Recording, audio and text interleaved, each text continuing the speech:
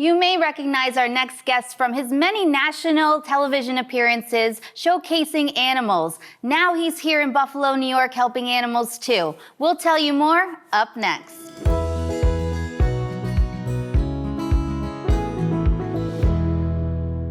I'm here with founder of Hounds and Hops, Jarod Miller, and Jim Millspaugh from Clyde Speed and Animal Center. Thank you both so much for joining me on the Sweet Buffalo Show. Great. Thank you for having us, Kim. Of course. So you are no stranger to animals. You know a ton about them as an animal expert. You've been on national television shows. So tell me what brought on this career as a child from loving animals to being on shows like Rachel Ray. Well, you know, it is really the genesis of all this is pretty unusual. I mean, I come from, right here in Western New York. I grew up in the Boston Hills and, just always loved nature. And like any little kids, it was always going out in the forest, trying to find snakes and frogs and trying to see raccoons and all the wonderful creatures that we have and the diversity that we have right here in Western New York, which then kind of led me to trying to learn as much about animals as possible. And that's spending every lunch at school in the library, reading every single book about animals I can find. And then, kind of getting into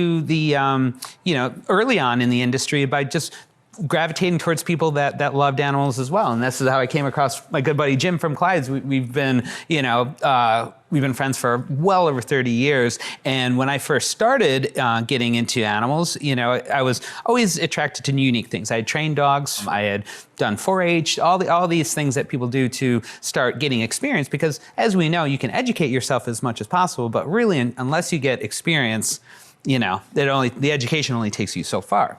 I remember when I was about 10 years old, I walked into my first experience at Clyde Speed and Animal Center in Hamburg. Jimmy had these little chinchillas and back then, probably Jimmy, the 80s, yes. No one really kept them as pets.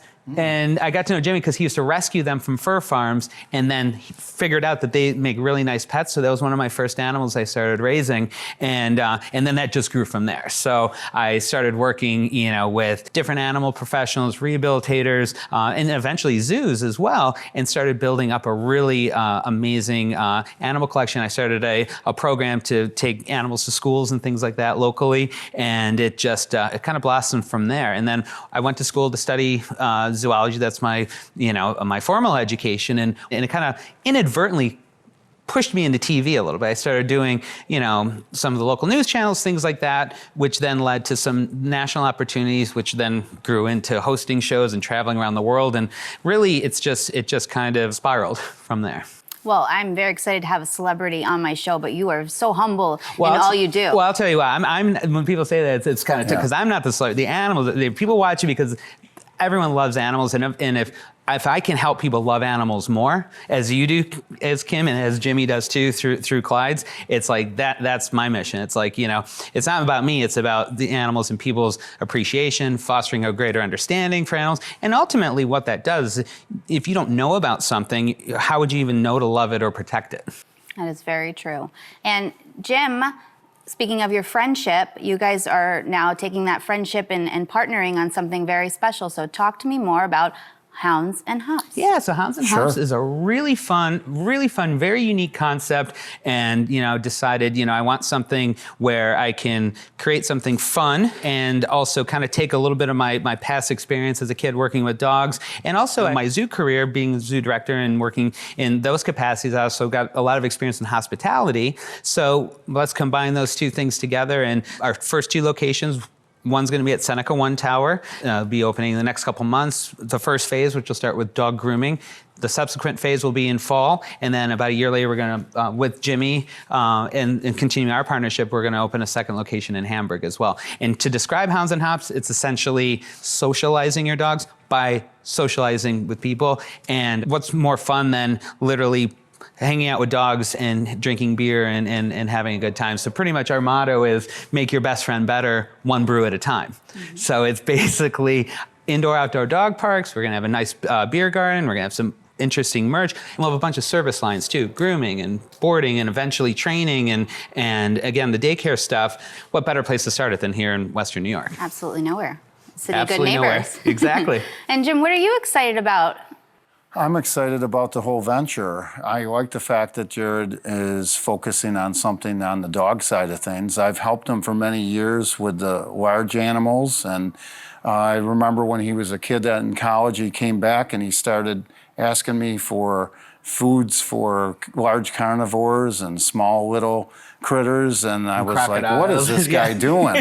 I thought, I actually specifically remember, maybe I should really check with the police to make sure that this guy can actually own these animals. And my father actually asked me, he goes, you think he's okay handling these big cats? I said, we're going to find out. I'm ordering the food in. We'll see how it goes. Well, I was such a nerd too, and I was so into zoology. So I grew up with people have sports heroes and they have actor heroes. I mean, my heroes were guys like Marlon Perkins from Wild Kingdom, and Jack Hanna, and all these guys I eventually started working with, and over the years in the television realm. But I always, was always a zoologist at heart, and I just always loved how do you take care of an animal, but how do you always advance the husbandry of animals? How do you promote conservation? How do you conserve species? And it was really interesting. I mean, in those early days, over the course of 10 years, we've bred a lot of endangered species, a lot of really interesting specimens, and Jimmy was right there finding specific diets. He would find me a specific diet for a lemur. He would find me a specific diet for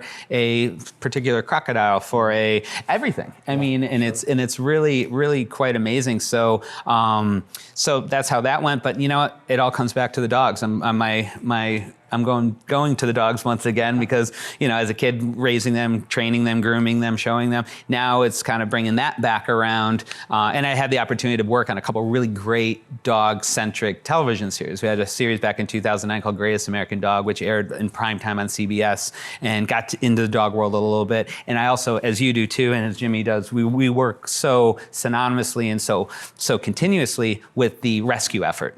So I was able to work on a great show for Animal Planet called Pet Finder, which is based on the Pet Finder website at the time, back in the early 2000s.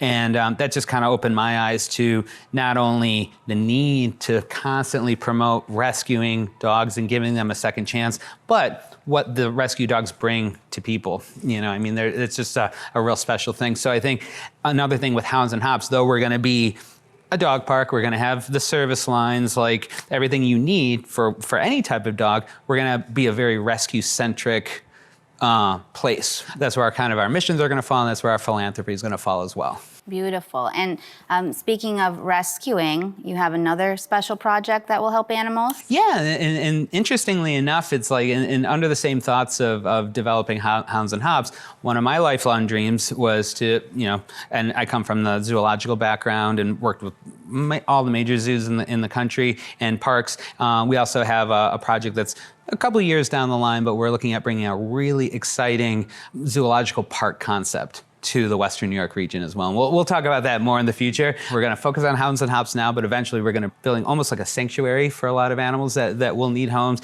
and also a zoological piece to it too, that growing up, if I would have had what we're planning when I was 5 years old, it would have been incredible. So we just want to bring that to Western New York as well. Well, I thank you both for all you do for the animals. I remember when I met you for the first time, I think the first thing you said to me when you heard that I like to help cats was you said, hey, why don't we work on something together? And Jim as well. You guys are always coming up with unique and creative ideas to help animals. And I feel so lucky to work with you both. So thank you so much. Well, thank you so much, Kim. And that's the whole thing. Not only do we love animals, but we also love our community. We're people. Yeah, I think that's the thing. It's if you can get people to be animal people and animal people to become people, I think then our society is exactly where it needs to be. You got that right. Well, thank you again both for coming on the Sweet Buffalo Show. Thank you, Kim. Thanks. For more episodes of the Sweet Buffalo Show, follow Sweet Buffalo on all our social platforms for sweet stories worth sharing.